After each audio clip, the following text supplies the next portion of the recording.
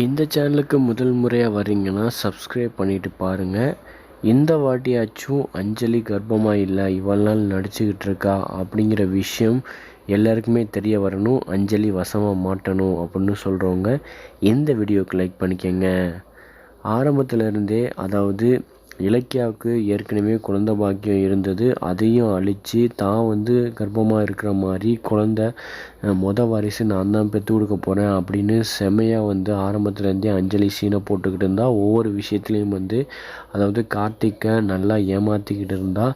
ஆனால் இதெல்லாம் கொஞ்சம் கூடயே இலக்கியா கௌதம் நம்பலை.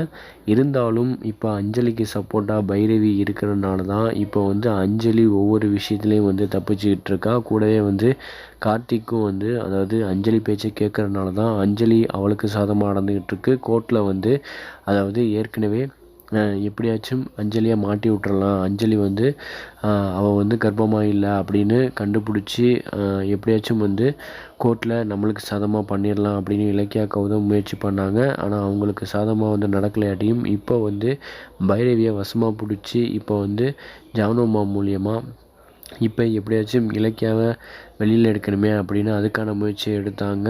அதில் பார்த்திங்கன்னா இப்போ கௌதம் என்ன பண்ணியிருக்காருன்னா, அந்த ஆறுமுகத்தை சாட்சி சொல்ல வச்சிட்டோம்னா இலக்கியா வெளியில் எடுத்துடலாம் அப்படின்னு சொல்லிட்டு இப்போ இதில் பார்த்திங்கன்னா வசமாக இப்போ இலக்கியாவுக்கு சாதமாக நடந்துருச்சு. ஏன்னா இலக்கியாவை கௌதம் வெளியில் எடுத்துட்டாரு. அதே மாதிரி அஞ்சலியை கோர்ட்டில் நிறுத்தி அதாவது அஞ்சலி கர்ப்பமாக இல்லை, அதுக்கான ஆதாரத்தை கோர்ட்டில் சப்மிட் பண்ணணும் அப்படின்னு சொல்லிட்டு இப்போ கோர்ட்டு தீர்ப்பு சொன்னனால இப்போ போலீஸ் இப்போ உடனே அஞ்சலிக்கு டெஸ்ட் எடுக்கணும்னு சொல்லிட்டாங்க. அந்த டெஸ்ட்டில் இப்போ அஞ்சலி பயந்துக்கிட்டு இருக்கா. ஒவ்வொரு வாட்டியும் எவ்வளோ விஷயம் நடந்தாலும் அதுலேருந்து தப்பிச்சிருவா, செமையாக மாஸ்டர் பிளான் போடுவா. ஆனால் இந்த முறை வசமாக எல்லாருக்கிட்டேயும் சிக்க போகிறா. அஞ்சலி கர்ப்பமாக இல்லை அப்படிங்கிற விஷயம் தெரிஞ்சு கார்த்திக் அந்த வீட்டை விட்டு துரத்தி அடிக்க போகிறாரு. இது மாதிரி கான்செப்ட் கொண்டு வராங்க.